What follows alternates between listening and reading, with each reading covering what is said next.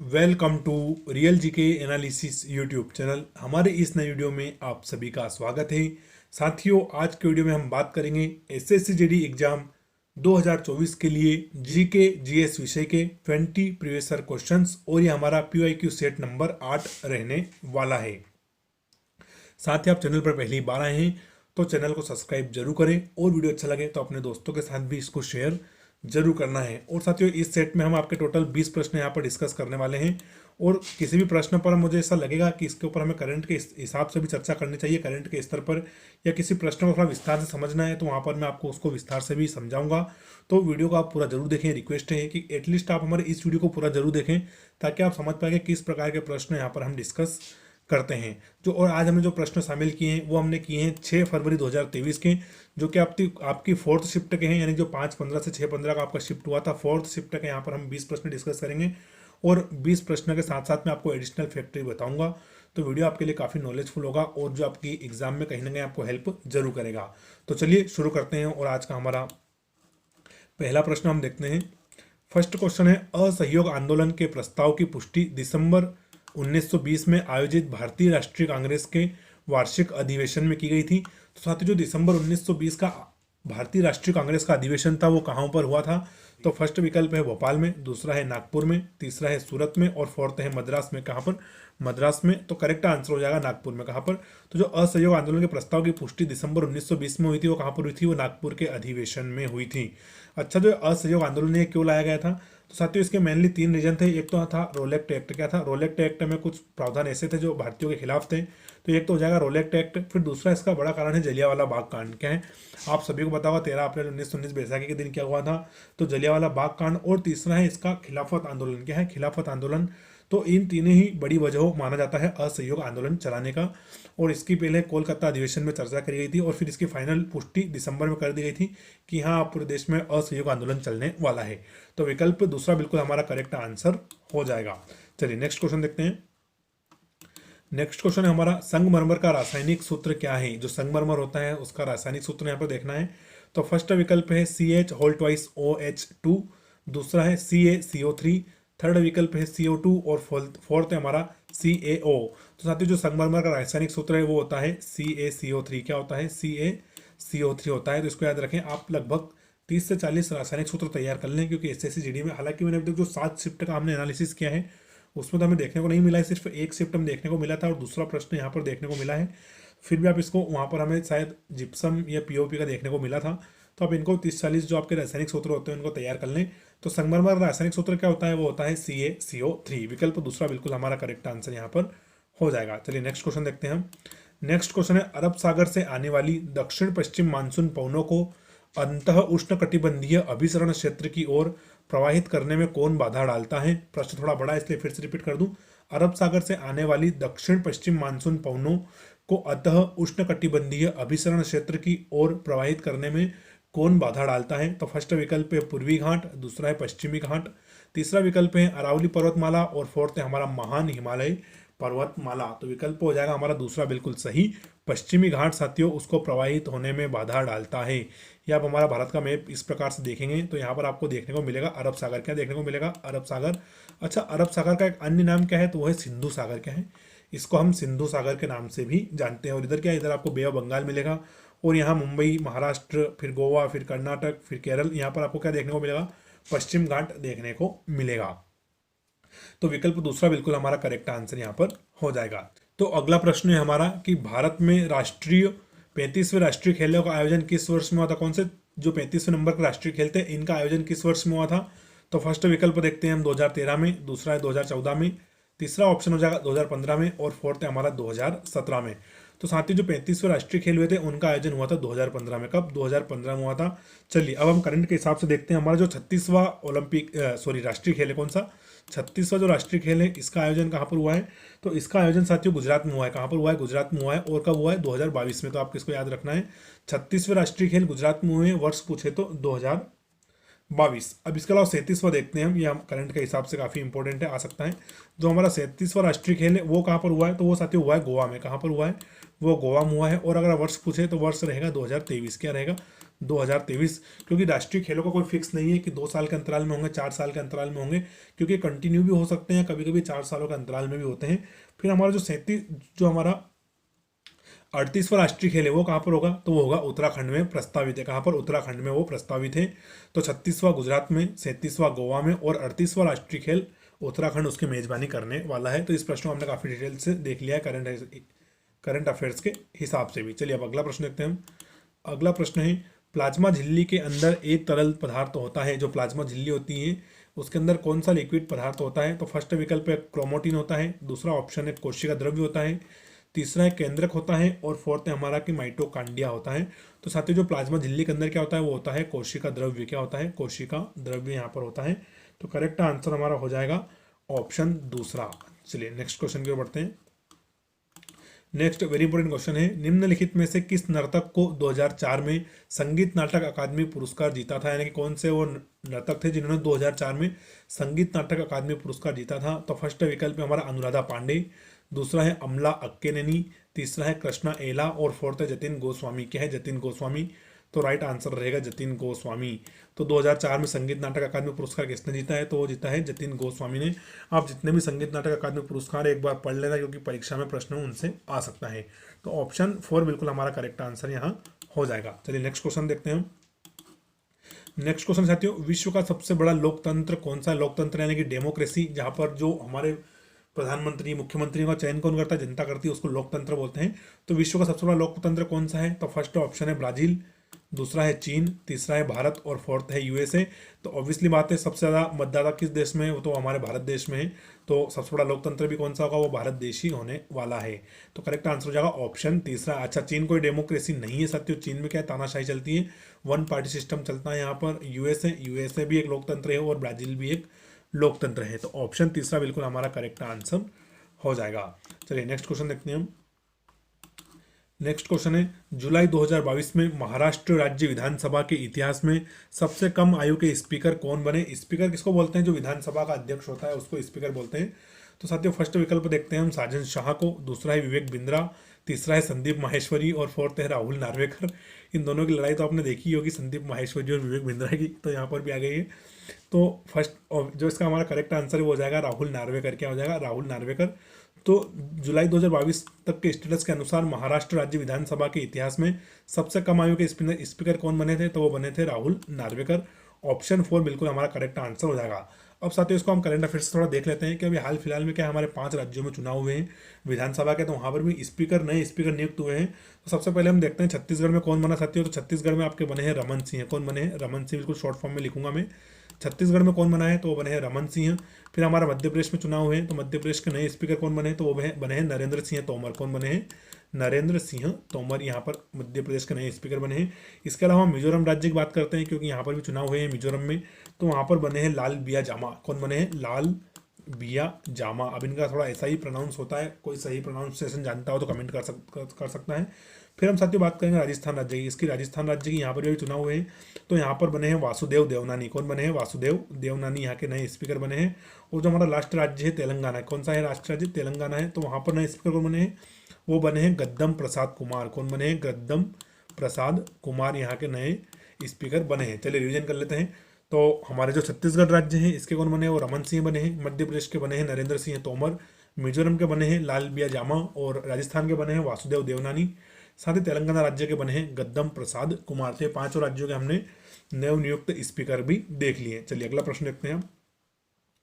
Next हमारा very important question है, करागा के सबसे पुराने त्योहारों में से एक यह देवी शक्ति को सम्मान के रूप में मनाया जाता है। तो जो करागा फेस्टिवल है वो किस राज्य का फेस्टिवल है जो कि देवी शक्ति के सम्मान में मनाया जाता है। तो फर्स्ट ऑप्शन देखते हैं हम, केरल राज्य का है, दूसरा है तमिलनाडु का है, तीसरा है आंध्र प्रदेश का है और फोर्थ है हमारे कर्नाटक राज्य का है। तो साथियों जो करागा है ये किस राज्य का आएगा, ये कर्नाटक का आएगा। किसका, कर्नाटक राज्य का। तो वहाँ के सबसे पुराने त्योहारों में से एक है और ये देवी शक्ति के रूप में माना जाता है। अच्छा, कर्नाटक की राजधानी क्या हो जाएगी, तो वो हो जाएगी हमारी बेंगलोर, जिसको हम सिलिकॉन वैली बोलते हैं। क्या हो जाएगी, कर्नाटक राज्य की राजधानी बेंगलोर। और क से आप इसको याद करने में आसानी होगी, करागा और कर्नाटक, थोड़ा सा ये ट्रिक टाइप हो गया। चलिए अगला महत्वपूर्ण प्रश्न देखते हैं हम।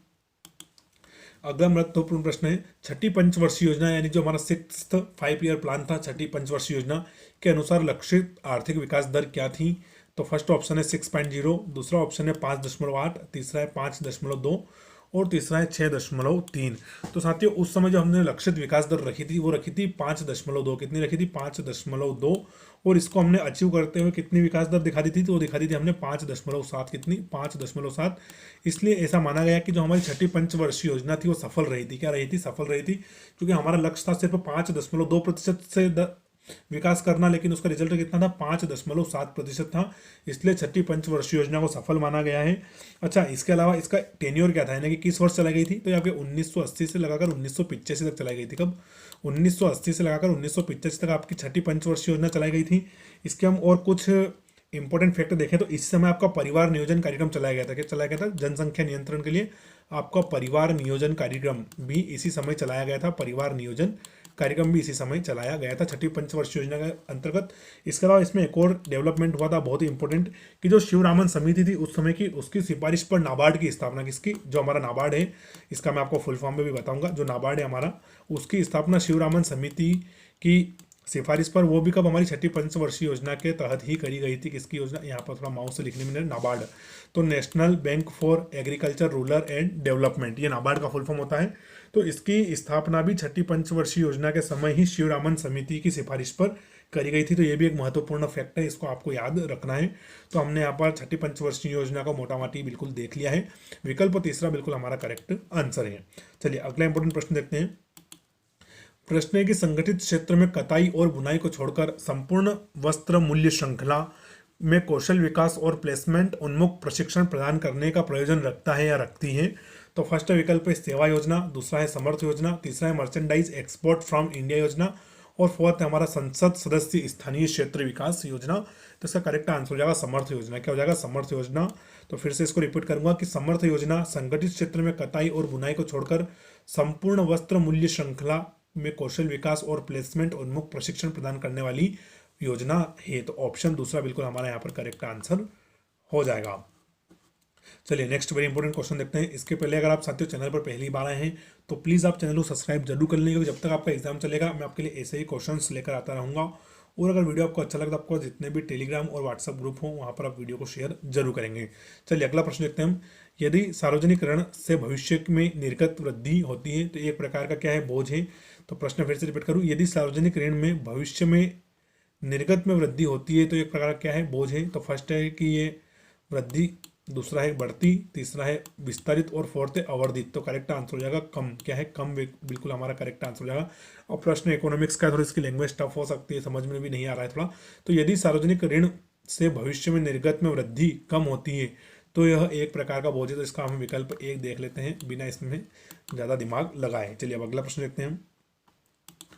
नेक्स्ट हमारा वेरी इंपॉर्टेंट प्रश्न है, निम्नलिखित में से एक खाद्य फसल है। क्या है कि कौन सी खाद्य फसल है? तो जूट, दूसरा ऑप्शन रबड़, तीसरा है कपास और फोर्थ है हमारा चावल। तो साथियों सीधी सी बात है कि जूट, रबड़ और कपास, इन तीनों को तो हम खाएंगे नहीं। तो खाद्य फसल कौन सी हो जाएगी हमारी? वो हो जाएगी चावल। क्या हो जाएगी? एडिबल क्रॉप कौन सी? तो वो है हमारी चावल। अच्छा, जूट से हम क्या बनाते हैं? बोरे वगैरह बनाते हैं, रस्सियाँ बनाते हैं। रबड़ से आप सभी को पता होगा कि हम टायर ट्यूब और बहुत सारे बाय प्रोडक्ट बनाते हैं। कपास से हम क्या बनाते हैं? रुई वगैरह बनाते हैं, उससे कपड़े, फिर बहुत सारी चीज़ें बनती हैं। लेकिन जो खाद्य फसल है वो कौन सी है हमारी? वो है चावल। क्या है? चावल। तो ऑप्शन 4 बिल्कुल हमारा करेक्ट आंसर हो जाएगा। अच्छा, जो चावल इसका वैज्ञानिक नाम क्या है? तो वो है ओराइजा सटाइवा। क्या है? Oryza sativa. ऐसा प्रश्न मैंने एसएससी में देखा है, कभी कभी पूछ लेता है वैज्ञानिक नाम। तो चावल का वैज्ञानिक नाम है ओराइजा सटाइवा। चलिए नेक्स्ट क्वेश्चन देखते हैं हम। नेक्स्ट क्वेश्चन है हमारा, निम्नलिखित में से किस जलवायु में आप रबर की फसल नहीं उगा सकते? तो कौन सा प्रकार का जलवायु जहां पर आपको जो रबर की खेती है वो नहीं होगी? तो फर्स्ट विकल्प हमारा उपोष्ण कटिबंधीय जलवायु, दूसरा है उष्ण कटिबंधीय जलवायु, तीसरा है भूमध्य रेखीय जलवायु और फोर्थ है ध्रुवीय जलवायु। तो साथियों सीधी सी बात है कि जो ध्रुवीय जलवायु है यहाँ पर किसी भी प्रकार की फसल या पेड़ पौधे नहीं होते हैं, क्योंकि यहाँ पर सूर्य का प्रकाश नहीं पहुँच पाता, सिर्फ आपको बर्फ ही बर्फ देखने को मिलेगा। जैसे कि हमारी थोड़ी पृथ्वी टेढ़ी मेढ़ी बन गई है, तो ऊपर क्या है? आर्कटिक सर्कल है और नीचे अंटार्कटिक सर्कल है। तो आप देख सकते हैं यहाँ पर 12 महीने बर्फ जमी रहती है।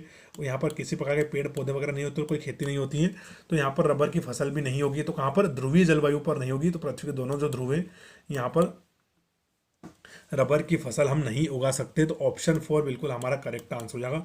जो पृथ्वी के बीच से निकलती है उसको हम क्या बोलते हैं, उसको हम बोलते हैं भूमध्य रेखीय जलवायु। फिर जो 23.5 डिग्री हमारा नॉर्थ और 23.5 डिग्री ही साउथ, इसको हम बोलते हैं उष्णकटिबंधीय जलवायु। और फिर 66.5 डिग्री साउथ और 66.5 डिग्री नॉर्थ, इसको हम बोलेंगे उपोष्ण कटिबंधीय जलवायु। तो हमने यहाँ पर पूरा देख लिया है। तो निम्नलिखित में से किस जलवायु में रबर की फसल नहीं उगा सकते, तो वो हम ध्रुवीय जलवायु में नहीं उगा सकते। विकल्प 4 बिल्कुल हमारा करेक्ट आंसर यहाँ पर हो जाएगा। चलिए नेक्स्ट वेरी इंपॉर्टेंट क्वेश्चन देखते हैं। भारत के शास्त्रीय नृत्यों में से एक सत्रिय नृत्य निम्नलिखित में से किस धर्म की शिक्षाओं को दर्शाता है। तो इस प्रश्न पर थोड़ा हम विस्तार से मैं आपको बताऊंगा अभी। तो फर्स्ट हम देखते हैं पहले हिंदू धर्म, दूसरा है सिख धर्म, तीसरा है जैन धर्म और फोर्थ है हमारा बौद्ध धर्म। तो सही आंसर रहेगा हमारा हिंदू धर्म।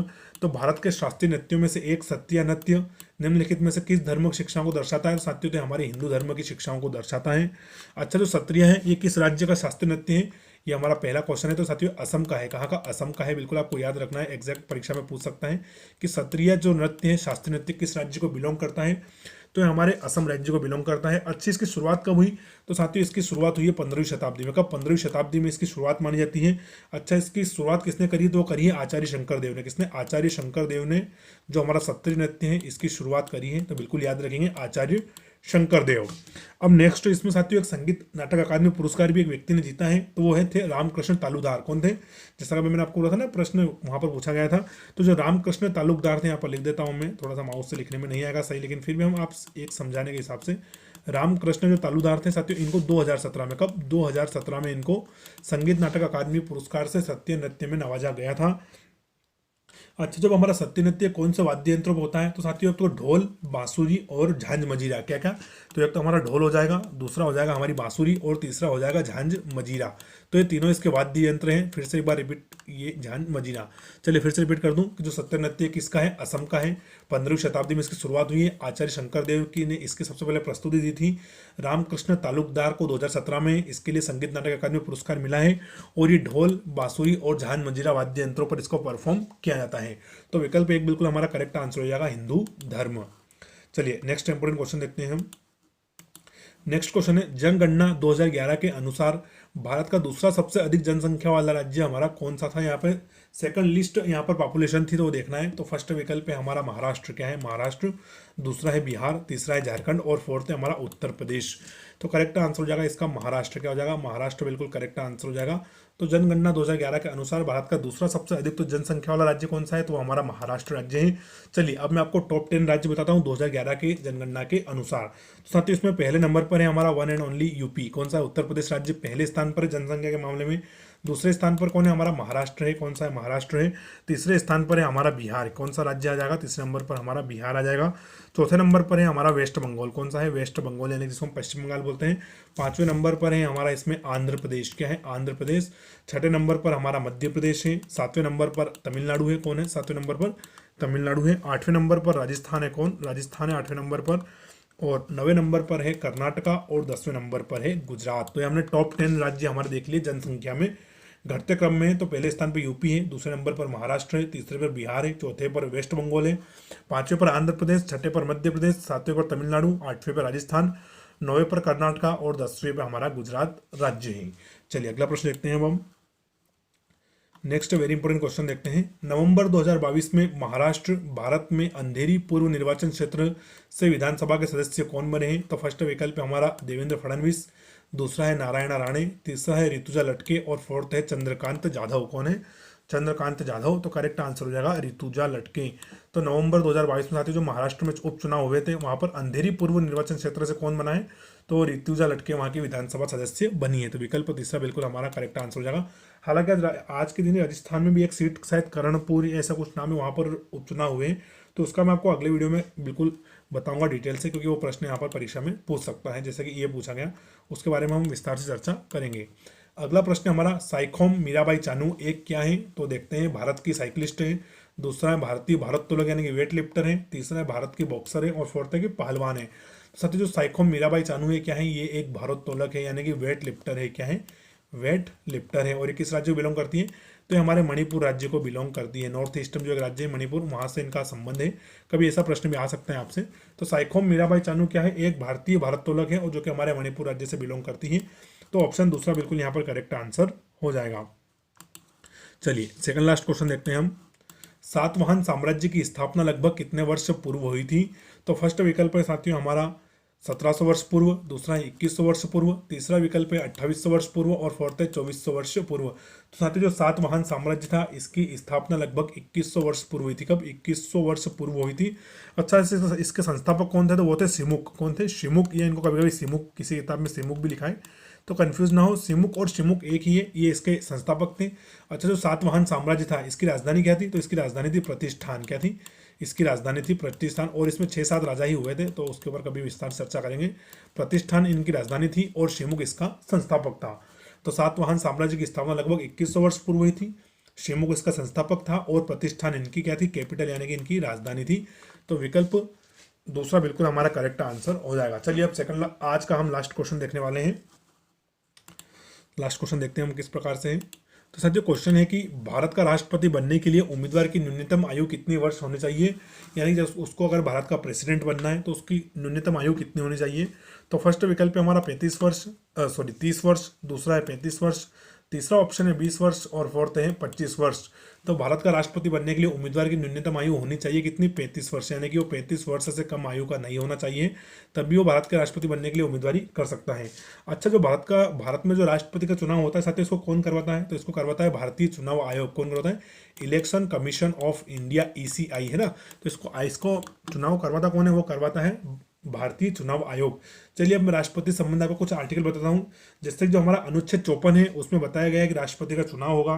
फिर जो हमारा अनुच्छेद 55 है उसमें बताया गया है राष्ट्रपति चुनाव की प्रक्रिया क्या बताई गई है। 54 में तो ये बताया गया कि राष्ट्रपति का चुनाव होगा, लेकिन जो हमारा अनुच्छेद 55 है उसमें जो राष्ट्रपति का चुनाव है उसकी प्रक्रिया बताई गई है। फिर अनुच्छेद 56 में राष्ट्रपति पद का कार्यकाल बताया गया है, जो कि हमारा 5 वर्ष का रहता है। कितने वर्ष का? 5 वर्ष का रहता है। फिर जो हमारा आर्टिकल 57 है उसमें पुनः निर्वाचन की पात्रता बताई गई है, और आर्टिकल 58 में राष्ट्रपति के रूप में चुनाव हेतु योग्यताएं भी बताई गई हैं। और जो हमारा राष्ट्रपति का चुनाव कौन कौन करता है? तो वो केंद्र और राज्य के विधानमंडल, यानी कि वो उसका करते हैं, और प्रत्येक राज्य के वोट की वैल्यू भी अलग अलग होती है, तो आप सभी को पता ही होगा। तो राष्ट्रपति से जुड़े हुए कुछ संविधान में आर्टिकल दिए हैं। तो भारत का राष्ट्रपति बनने के लिए उम्मीदवार की न्यूनतम आयु कितनी होनी चाहिए? तो होनी चाहिए 35 वर्ष। तो साथियों यहाँ पर हमारे 20 प्रश्न कंप्लीट हो जाते हैं।